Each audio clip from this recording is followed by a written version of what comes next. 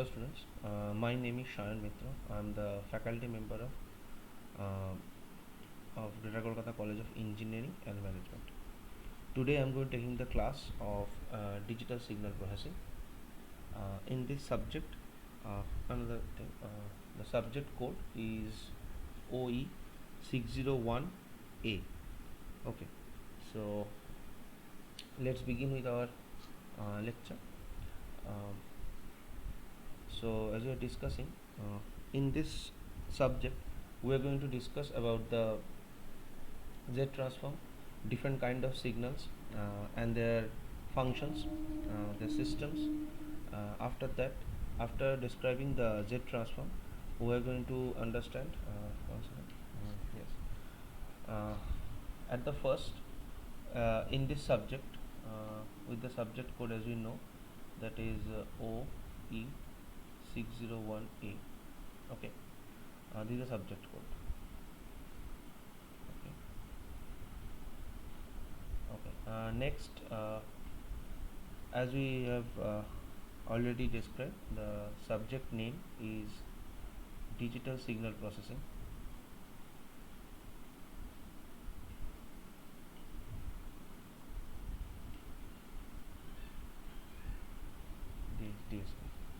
Okay, so in this sem I am going to take the class of this subject. Okay.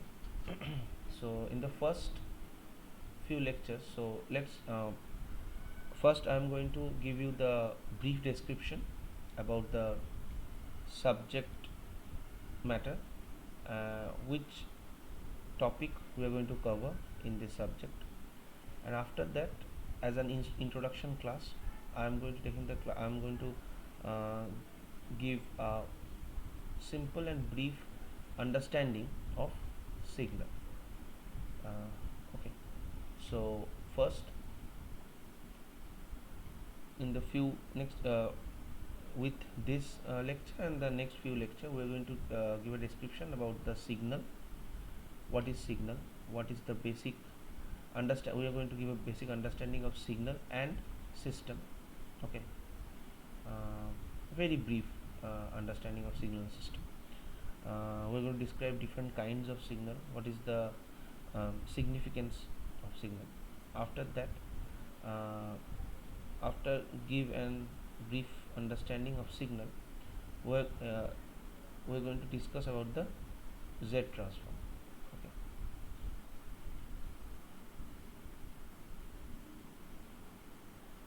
Okay. After that, we're going to go into understand the fast Fourier transform. Okay. And after that, we are going to understand about the filters. Okay.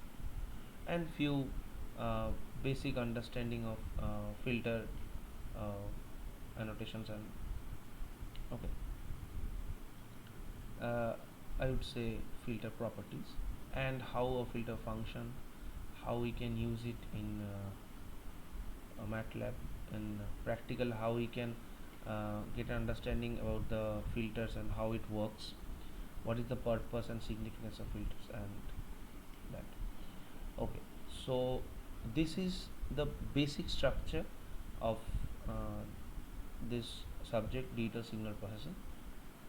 Okay, and as the introductory class, as it is an introductory class, I am going to give you few recommendation about the books that we need to, that you people can go through. So few books that I could recommend, and those are very popular books. There are many books that you can refer, but few books, those are usually you can easily, you can easily grab that kind of book. So first books I'm going to recommend is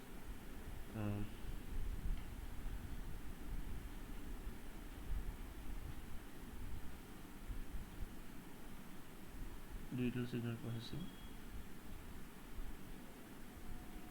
name is as a textbook, SK Mitra, TMH publication.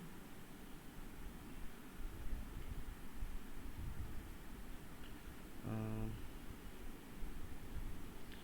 Another book that I can give is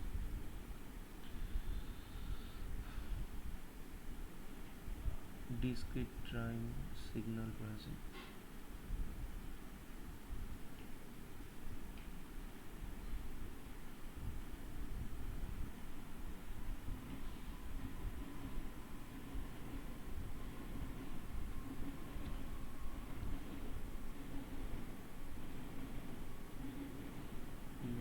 That's a very orthodox book.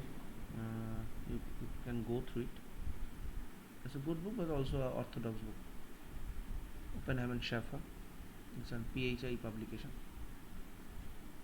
Third book that I could refer is with the same name of digital signal processing. The writer is Emmanuel C. Fasher. Okay.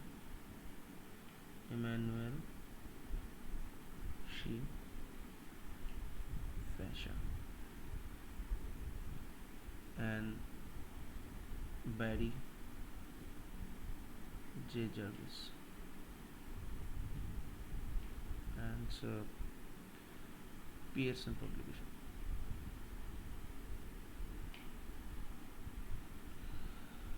Okay. Uh, Another book that I could refer here is there no space, right? Okay, so I could write it here. Another book that I could refer is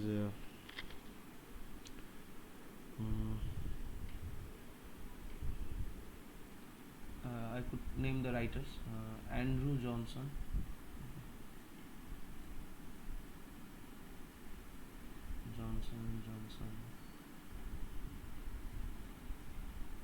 Andrews, Anthony Andrews. These are the name of the writers. Okay. So these are, you can take it as a textbook or as a uh, helping hand books. Okay, guidebook. I could say that. Another good book that is the name of the writer is that we have some pretty much good book that I have already go through. It's Proakis and one second. Okay.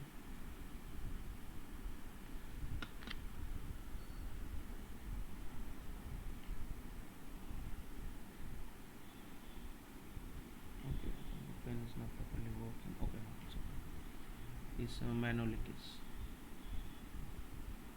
So these are the few books. The few you can use as a textbook, few you can use as a guidebook. So it's your choice. You can use it in different way. So as I have discussed already, that so all the books that you can refer right now, and subject chronology, that the topic that I'm going to cover in this subject. Okay, so let's begin with our lecture. That in this first few in this today's lecture, I'm going to give a brief description of the signal. And so okay, as you can see, the point that has been written here is a signal is a pattern of variation that carry information. Signals are represented mathematically as a function of one or more independent variable. A picture is brightness as a function of two spatial variables, and those far and forth. But if you want a proper diagnosis what a signal is, you can get all the ideas from these points. Those are written here. The last point is also that a signal is a real valued or scalar valued function of an independent variable t. These are the point you can use for definition purpose. Okay, so give a basic understanding of signal. Is a signal could be understandable as a thing, is basically it's a thing which is changes with time, or it's a variable. Basically it's a variable with respect to time. With time, any kind of function that changes is a signal. Now, such as I'm talking now, my voice, it it changes each and every moment, right? Now, as I'm in fact given emphasize about any particular word or particular topic or particular book, my the voice of uh, my voice is getting louder. Okay, so what happens is, with respect to time, the voice, the amplitude, I can write it here, the amplitude of my voice is increasing, right? Or sometime it decreasing. So a signal is basically nothing but a function of time t. Now, which can vary, right? Which can change or vary. So that is the basic of a signal. A signal can be represented as a function of time which can change or vary. Now, if you want to have, if I have to give an example of signal, each and everything can be represented as signal, such as any kind of voice, sound, change of electricity, which is also a object or variable which changes with time, right? You can take example such as any kind of voice processing and image can also get changes with time. Okay, right? The flow of air. Okay, um,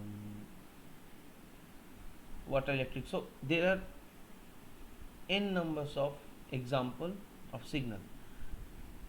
The okay, right, the function of voice, the function of the voice as a function of time, electricity as a function of time, change of light intensity as a function of time. So all these things are signal.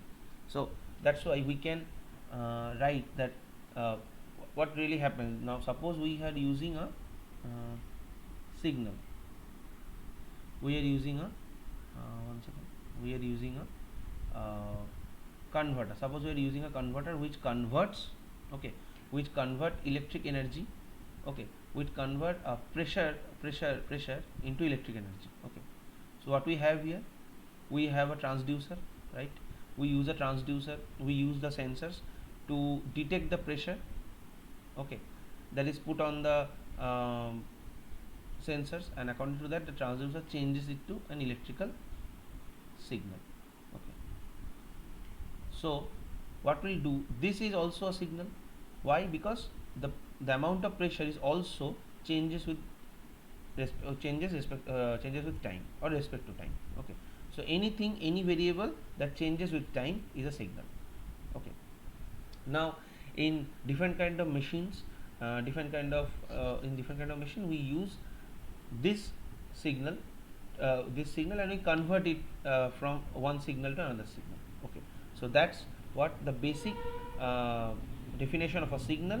And we can also changes those signal from the one, such as this.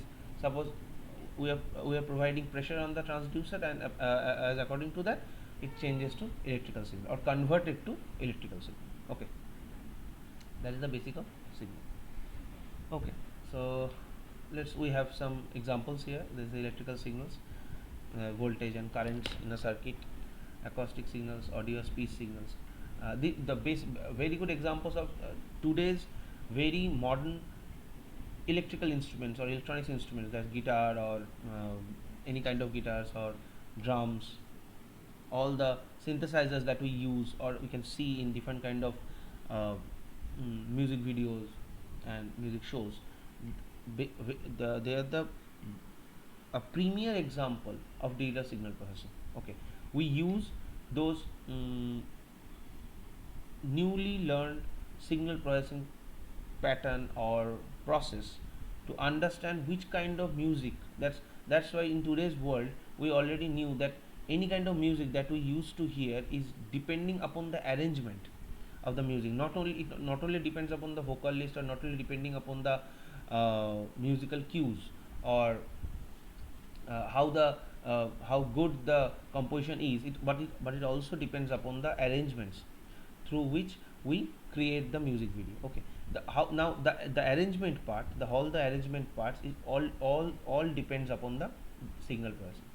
We process those signals and we cut out or add some specific frequency to give a soothness in the musical arrangement, by which we can provide a provide a output which is soothing towards our ears. Okay, so as we are saying that video signals, intensity of variation in image, a CAT scan, these are the examples of signal. Okay, so biological signal, sequence of bases in a gene, uh, noise, we have also another signal. And when we mm, use in a practical we can use in a MATLAB, that we can use when you use a signal processing, it looks like this. Okay, the signal processing is looks like this. It looks like this. This is the changes of frequency here. Okay, these are the changes of frequency. Okay, look, and these are the changes of frequency. So a signal is looks like this. Okay, and this is the frequency part. Okay.